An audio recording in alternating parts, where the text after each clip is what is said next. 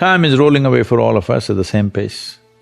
If you sit, it rolls away, if you sleep, it rolls away, if you do something, it goes away, if you don't do anything, it goes away. You're happy or miserable, it goes away. Time is running out for all of us. So it's only the energy that you can do different things with. If you bring your energies to a certain level of intensity and possibility, what somebody does in 10 years, you may do it in 1 year. This means if you live here for 100 years, it feels like in people's impact that you've created, it feels like you lived here for 1,000 years, simply because you have managed your life energies in a certain way. So for me, a human being impactful means, how conscious have you become? This is very important. Because if you're in compulsive cycles, then your energy gets wasted in so many things. If you observe people in a day, let's take 24 hours, in that anyway most people by prescription in America they sleep for 8 hours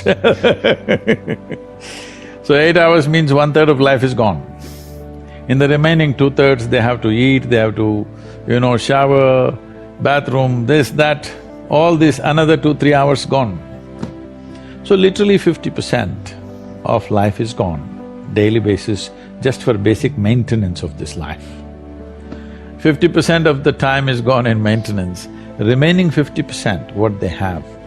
If you look at every single move that they may make with their body, their thought process, their emotions, you will see a whole lot of it is happening in compulsive cycles. Or in other words, if you are little sensitive to life, you will realize you are the biggest issue in your life. You are never the issue in your life. I'm not the issue. My thought, my emotion, my body is never the issue. My thought, my emotion, my energy and my body are my instruments of function. They are not impediments in my life. But I would say for 90% of the human beings, their own body, then the compulsions of the body, the compulsions of their thought, the compulsions of their emotions are ruling them most of the time. So when you yourself are a problem, well, you're on self-help.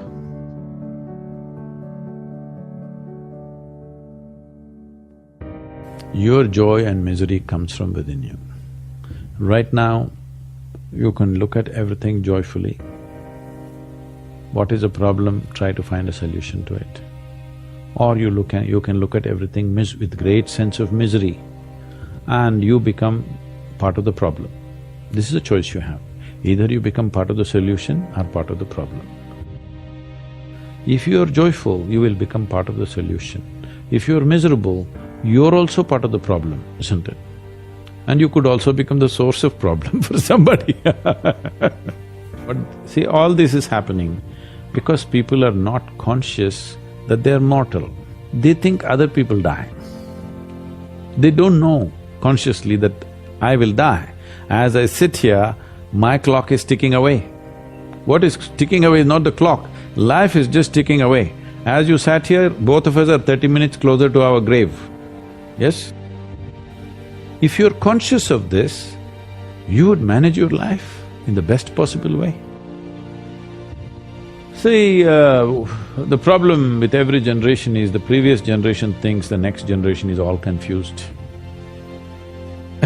It's not true, right? It's not true.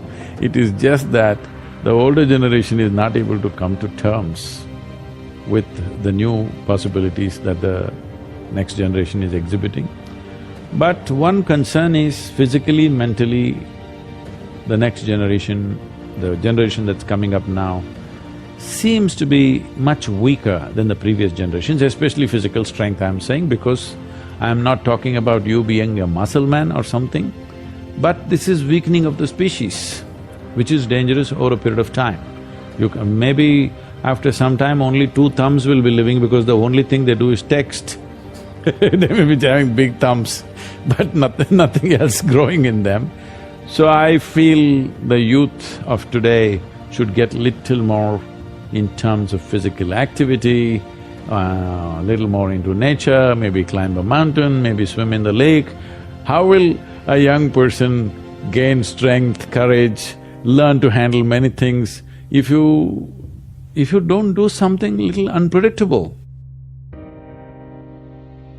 see, all human experience comes from within, isn't it? I don't know what kind of geniuses thought these things. I know in America there must be 1,000,000 books telling you how to, milk happiness from something else or somebody else but all human experience is generated from within. What comes from within you must be the way you want it, isn't it?